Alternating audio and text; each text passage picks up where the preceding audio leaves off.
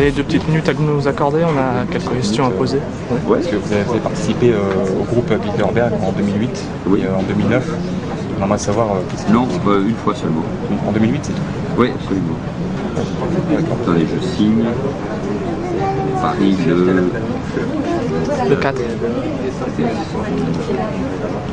que vous voulez savoir? Qu'est-ce qui est discuté, qu'est-ce qui est débattu? D'abord, je vous invite les uns les autres qui vous intéressez à ce sujet à ne pas trop fantasmer sur la réalité de ce, de ce pouvoir. J'ai été invité, comme le sont des responsables politiques importants. Je ne suis pas censé le dire, mais par exemple, il y avait Hubert Védrine, il y avait l'ancien ministre des Affaires étrangères vert, Joschka Fischer, qui était aussi invité à cette conférence pour écouter, pas pour m'exprimer. Il y avait le directeur général de l'EPAIS. Je pense que c'est un lieu de rencontre entre les intellectuels, les journalistes, des économistes, des politiques.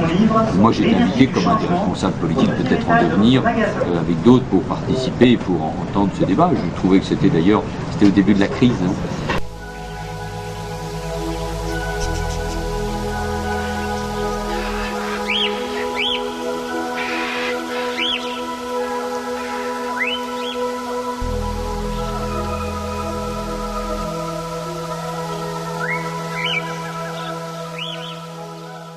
J'ai trouvé ça intéressant. J'ai pas eu le sentiment d'être au cœur d'un vaste complot. C'était peut-être en plein dans la crise, mais ça existe depuis 1954, et puis ça, oui, bien sûr. Ça regroupe des gens qui sont en fonction. Quoi, oui, en fonction, ou plutôt, il y avait Kissinger, hein, j'ai pas l'impression qu'il est en fonction. Jean-Claude Trichet et Pascal Lamy. Il y a Jean-Claude Trichet et Pascal Lamy, eux, ils sont influents dans leur institution. On retrouve Kissinger et Rockefeller et compagnie. Oui, bien sûr, compagnie, je ne sais pas ce que ça veut dire compagnie. Mais c'est des lieux, mais comme il en existe beaucoup dans des cercles nationaux, dans des cercles internationaux. Si ça donne le sentiment que c'est un pouvoir, des gens qui décident du devenir du monde, je crois qu'on se trompe.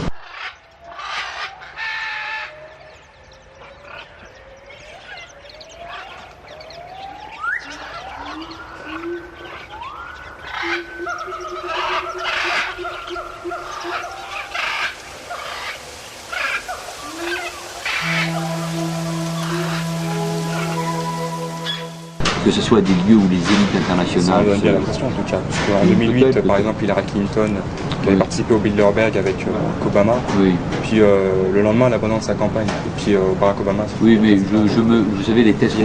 Oui, non, mais je sais, mais il y a plein de... Les tests complotistes, je pense qu'il faut... Clinton, 91... Je pense pas que ce soit là l'endroit, je pense pas que Hillary Clinton ait abandonné face à Obama à cause de ça. Ce qui est plus troublant, c'est Herman Van Rompuy qui a été reçu 5 jours avant par le groupe Bilderberg, 5 jours avant d'être nommé à la tête du Conseil européen.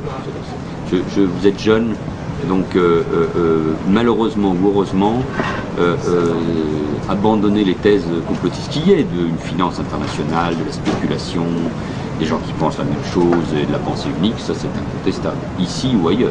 Mais c'est-à-dire... Il n'y a même pas besoin que les gens se réunissent pour qu'on puisse le critiquer. Moi ça m'a intéressé parce que c'était l'occasion aussi d'écouter des avis très différents sur des sujets extrêmement... même s'il y a une règle, quand on est invité, c'est de ne pas trop dire ce qui s'est passé. Enfin, c'est ça qui attire les soupçons. Oh oui, peut-être. Donc invitez-les à faire de la transparence. Merci. Oui, mais de par les fonctions qu'ils occupent, ils sont tout de même, les différents participants, ils sont tout de même capables de mettre en application des décisions qui peuvent avoir été prises sur place. À titre personnel, j'ai pas eu le sentiment de vivre ça, mais enfin, il y avait la reine d'Espagne, j'ai pas eu le sentiment que c'est elle qui dominait l'avenir de la politique nationale espagnole. Mais le fait que David Rockefeller, Kissinger, qui sont eux-mêmes dans d'autres... Est-ce qu'ils ont besoin de ça pour compter davantage dans leur pays? Honnêtement, non. Disons qu'ils sont déjà influents de par leurs institutions, dans les institutions dans lesquelles ils sont, mais en plus de ça, il faut donc qu'ils se retrouvent en secret. Vous êtes en secret, franchement, puisqu'il y a des manifestants devant et vous m'interrogez. Avant, c'était pas médiatisé depuis 1954. Non, mais je ne sais pas que je ne veux pas vous répondre, mais n'ayez... franchement, voilà. Je comprends les critiques qui peuvent être apportées sur telle ou telle institution. Et là, ça fait un peu femme de ménage anticonspirationniste, quoi. Ça fait un peu circulaire, il n'y a rien à voir. De qui Bah, de toutes les personnes à qui on peut poser la question.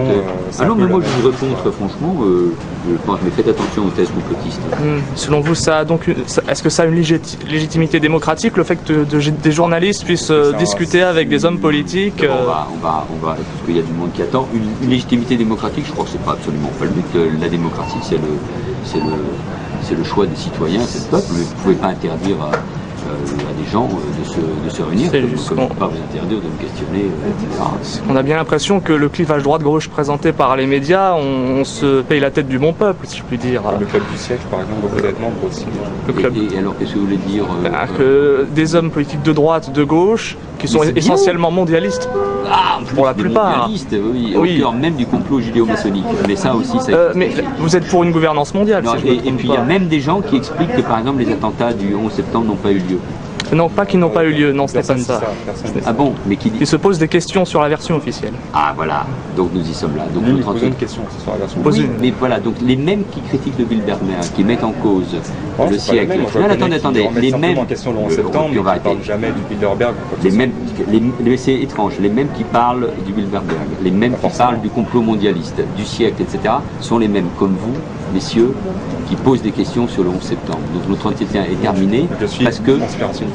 Non, vous êtes des gens qui se posent des questions qui malheureusement sont assez inquiétantes, surtout quand on est aussi jeune que vous. Mais les mêmes qui se retrouvent dans ces groupes... Et c'est les mêmes qui ensuite, je vous l'accorde, nient la Shoah.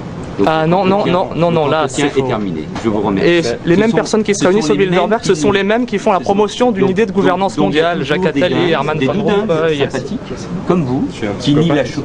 Non, parce qu'on a la limite. Non, pas psychopathe. Non, mais quand on nie le 11 septembre et quand on nie la Shoah, c'est qu'il y a le 11 septembre. Et puis personne ne nie le 11 septembre. Allez, au revoir. Je sais que le sujet est un peu bancal. Bonne fin de journée et surtout reprenez vos esprits. C'est important. N'oubliez pas, la confiance n'exclut pas le contrôle. Non, bien sûr, mais si vous aviez été dans la tour du 11 septembre, je pense que vous l'auriez pas nié. Ce sont les familles des victimes qui demandent une réouverture d'une enquête. Non, mais c'est peut-être même le complot judéo-maçonnique qui vous êtes une femme de ménage anti-conspirationniste. Allez, au revoir. Merci. C'est gentil, au revoir.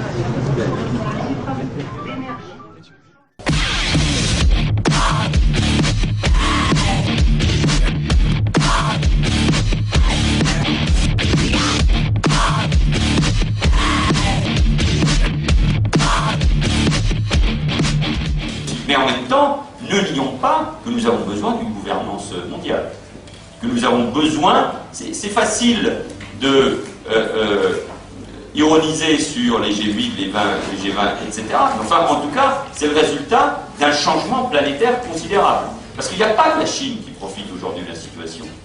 Il y a un continent qui est souvent oublié de nos discussions, que nous connaissons pour beaucoup, et l'Afrique, et qui peut être, dans les 50 ans qui viennent, le grand bénéficiaire de cette globalisation économique, avec évidemment des inégalités terribles, des problèmes que personne ne peut contester, mais aussi des niveaux de croissance relativement élevés. Donc, nous avons besoin de ces instruments et de cette gouvernance mondiale.